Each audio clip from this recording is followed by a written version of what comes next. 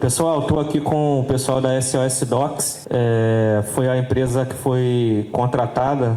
Foi complexo à época, até a gente conversou ontem. Não conseguia vislumbrar outra possibilidade. A gente não tinha recursos próprios, força própria para fazer naquele volume. E a SOS Docs, eles tinham prestado serviço de recuperação na FUNAI. Então, um atestado de capacidade técnica lá no FUNAI. Então, é o Adriano aqui da SOS Docs, o Gutenberg. Eles vão fazer essa apresentação aí pra gente. Muito obrigado aí, Adriano. Bom dia.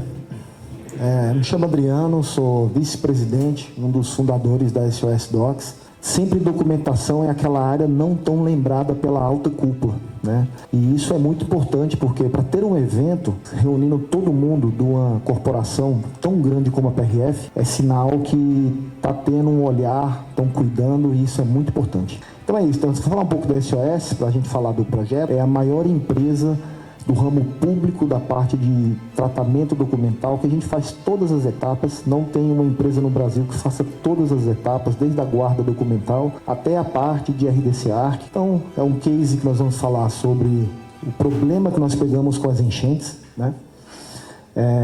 A gente tem um lema SOS, né, que transformamos a informação em ativo estratégico, com tecnologia e inteligência. Então, se a gente não colocar tecnologia nos nossos processos, a gente vai ter dificuldade. E nós criamos internamente uma metodologia, né, que a gente chama de TDO, né, que é transformação digital em ondas. Nós criamos 6 ondas aqui, que primeira é a parte da gestão documental, então onde a gente classifica, organiza, higieniza, aplica a tabela de temporalidade, faz toda a gestão. A gente tem um armazenamento físico digital. A SOS hoje, nós temos 23 galpões de armazenamento de documento físico. Nós temos hoje os maiores clientes do Brasil no mercado público de guarda de documentos. Nós fazemos hoje, para vocês terem ideia, a guarda da documentação da Petrobras. Nós temos estrutura em Brasília, Salvador, Rio de Janeiro, São Paulo, Espírito Santo, Bahia, e uma estrutura no Paraguai também, Assunção. A parte de digitalização, depois de todo esse processo, tem a digitalização, né? Sempre a digitalização, a gente muito baseado no decreto 10278, né? Que com carimbo de tempo, que garante a autenticidade do documento. Existe todo um processo e a gente sempre trabalha em cima desse decreto, digitalizando em cima desse decreto, para a gente dar mais seguridade à documentação. Automação de processos, né? A gente entra também na instituição, desenha os processos da instituição para que o caminho corra de forma legal. E a parte de preservação digital, onde nós temos o nosso CIGAD, o RDC Arc, que é a última etapa de um processo para ele ficar 100% finalizado ali. E nós temos também um produto que é a inteligência artificial, que a gente faz um sistema chamado DocFi, quando a gente faz a classificação através de inteligência artificial, e também a questão de anonimização de dados. Então, já falei da SOS, tá?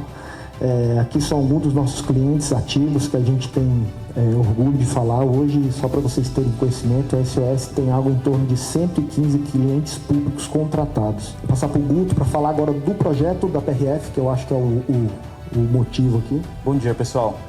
Me chamo Gutenberg Maia. A SOS ela vem dentro do mercado basicamente para poder fazer esse apoio.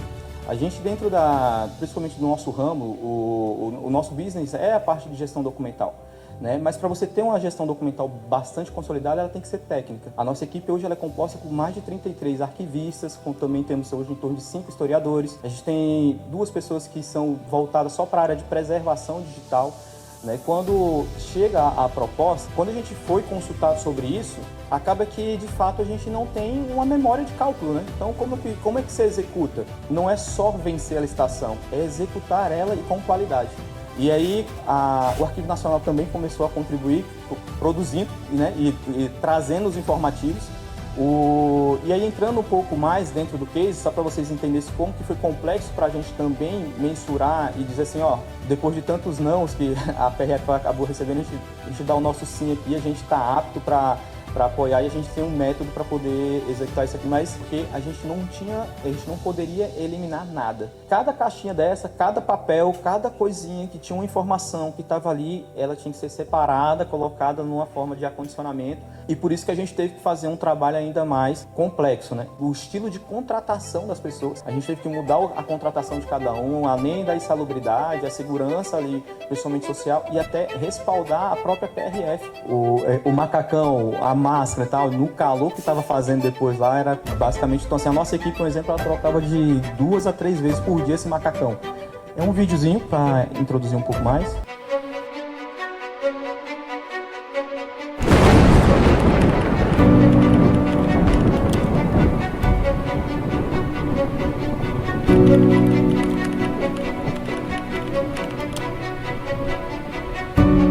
Em maio de 2024, as maiores enchentes da história do Rio Grande do Sul atingiram as instalações da Polícia Rodoviária Federal.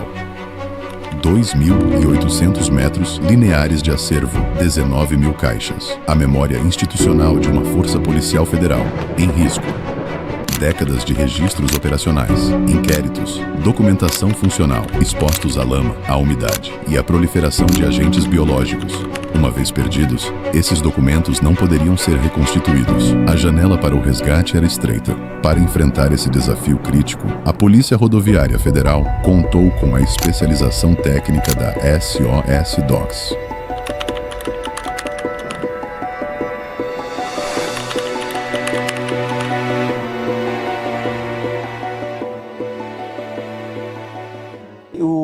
O que é importante? Quando a gente começa essa operação, ela começa também um trabalho desafiador para a SOS. A gente ir para uma localidade que ainda estava se recuperando, a gente quase não tinha recurso para poder comprar, contratar pessoas, até para alocar a nossa própria equipe, que foi de Brasília para lá, a gente não tinha local. Vocês viram que grande parte da documentação que até apareceu no vídeo, aquelas manchinhas pretas, aquele já é o fundo.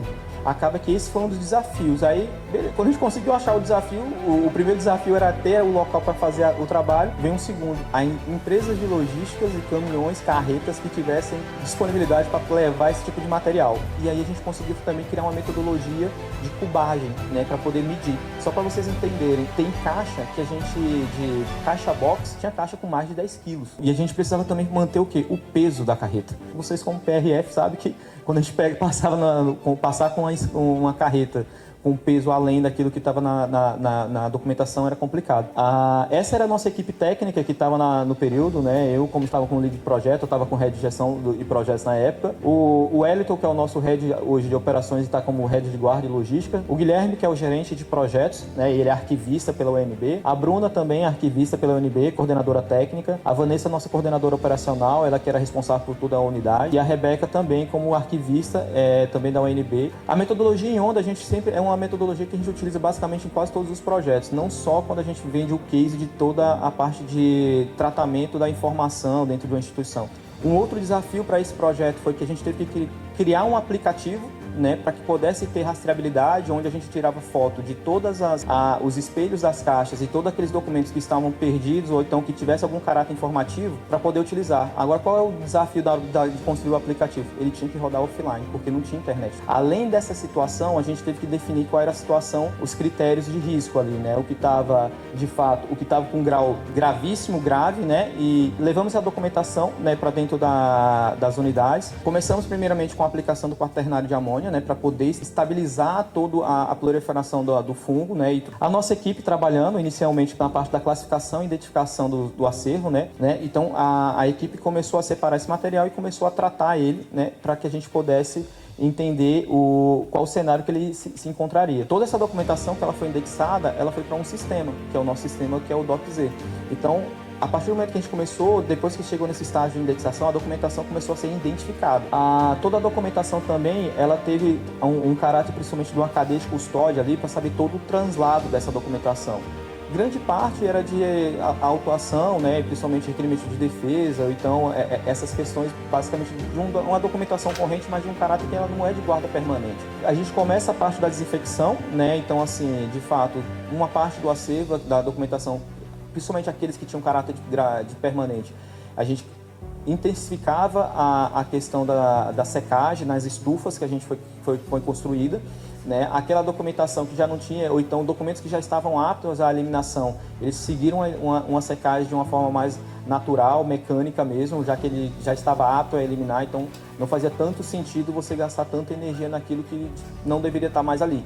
A parte do tratamento arquivístico, A questão principal, quando a gente fala que é levar esse material para dentro de um sistema, né, para dentro de um CIGAD, onde ele vai ter essa rastreabilidade, e aí o DocZ, ele é uma dessas ferramentas, né? Quando a gente fala de processos que estão dentro do SEI, naquele período corrente, mas que eles foram concluídos, mas que a gente não pode eliminar, porque a qualquer momento ou ele volta ou alguém vai lá e reabre aquele processo do nada. O DocZ, quando a gente fala de barramento de serviço, a gente tem tanto o barramento quando a gente fala de documentação para dar entrada no SEI, como também a gente tem um barramento contrário, daqueles documentos que já foram concluídos no SEI, ele ir para um ambiente onde que é de fato, que tem um papel de GED, onde ele faz a gestão eletrônica desses documentos, para que eles não possam ser reabertos. Após o diagnóstico em campo e o translado monitorado de mais de 1.500 quilômetros, começa a operação de resgate. Cada caixa recebeu um ID único. Cada volume foi avaliado. O nível de dano registrado, moderado, grave ou gravíssimo. 4.613 caixas em bom estado de conservação. 13.174 com danos severos. Nenhuma sem registro. A degradação biológica precisava ser interrompida antes de qualquer manuseio. Secagem mecânica, aplicação de quaternário de amônio, quarentena, 3 fases, 0 contaminação cruzada, 6 arquivistas, trinchas, pó de borracha, escovas de cerdas macias. A partir de outubro de 2024, foi realizada, por meio de aplicativo mobile, a catalogação completa do nível de dano e o inventário digital do acervo. Todas as informações coletadas foram submetidas ao sistema DocZ,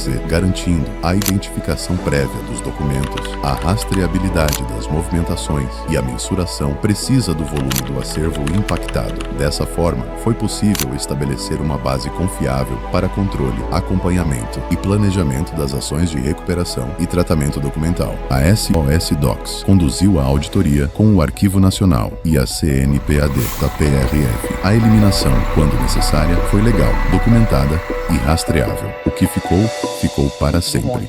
Né? Então, assim, todo esse processo aqui, ele foi construído, né? Então, ele não foi algo que, tipo assim, foi entregue para a empresa e a empresa foi lá e fez, não, né? E isso é importante, porque grande parte das instituições, às vezes, elas não valorizam desse sentido. E aí, quando a gente tem uma equipe que consegue fazer, lógico, essa trilha, a gente consegue ter o sucesso do projeto.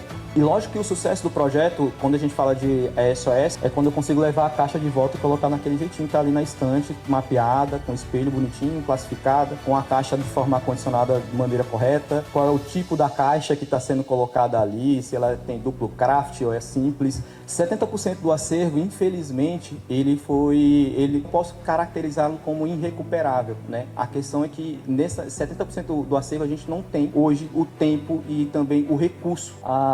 No caso, principalmente aqui a nível de rastreabilidade, de sistema, toda a questão da parte da organização dos documentos serem realocados e outra coisa que foi feita nesse projeto, a reordenação dos documentos, né?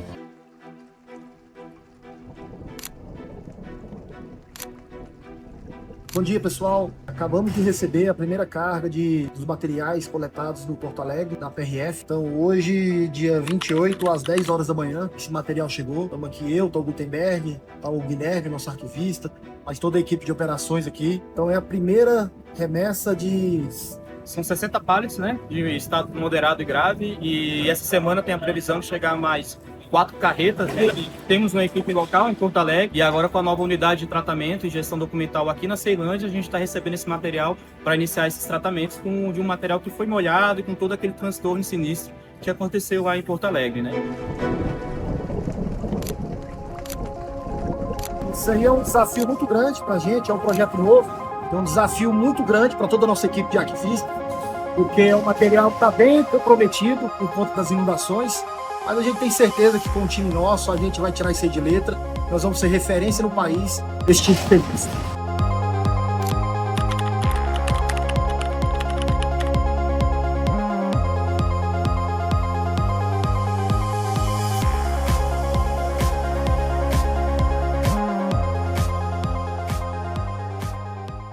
Por fim, né, então o nosso papel também fundamental é sempre trazer esclarecimentos sobre essa questão de políticas arquivísticas e de gestão, né? A gente convida sempre todos vocês a participarem, a visitarem as nossas unidades. Depois desse desafio, a gente também fez um outro projeto de desinfecção de documentos, mas com uma outra metodologia, que foi para o Anoxia, né, no caso asfixiar o fungo. Próximos passos, né, o primeiro é esse que está acontecendo aqui hoje, né, principalmente a volta do ENADOC, e eu acho que essa construção das políticas. Também queria dizer que a SOS está disponível, né, então assim, esperamos estar trabalhando com vocês também, né, nas regionais, principalmente dando o apoio, aquilo que a gente puder trazer. Só para complementar aqui, a gente fala sobre o cuidado do material, né? A pessoa pode falar, não, mas eu estou num local que não tem chuva, não tem inundação, estou num local alto aqui na cidade, então isso é um risco que eu não vou ter. Não é só porque eu estou no Nordeste que não tem inundação, que eu estou no Goiás, no Centro-Oeste que não tem inundação, que a gente não precisa ter esse tipo de preocupação. A gente precisa sim, precisa ir lá no gestor, na alta cúpula, pentelhar, para a gente ter uma estrutura de armazenamento bacana, né, para evitar esse tipo de problema.